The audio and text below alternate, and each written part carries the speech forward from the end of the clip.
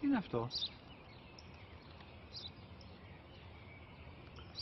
Ένα σπουργίτι.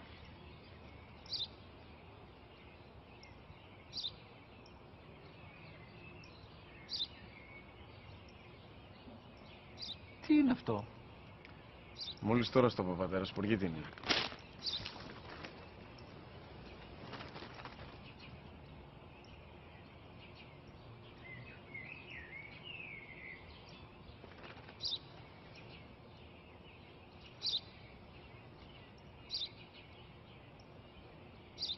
Τι είναι αυτό?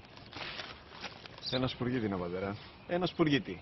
Σπου-γι-τι.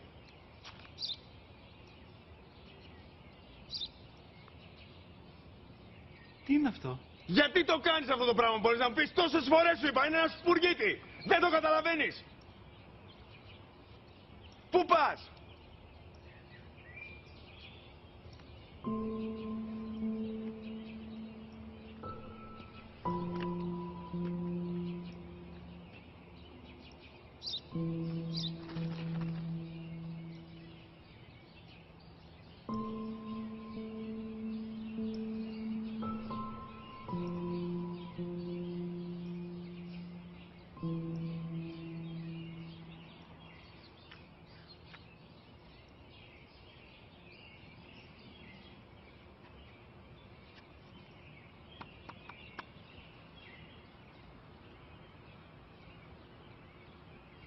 Δυνατά.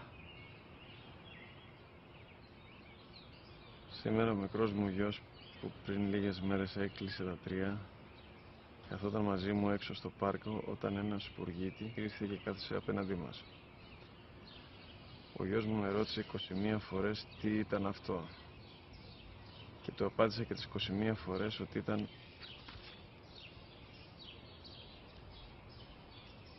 ένα σπουργίτι.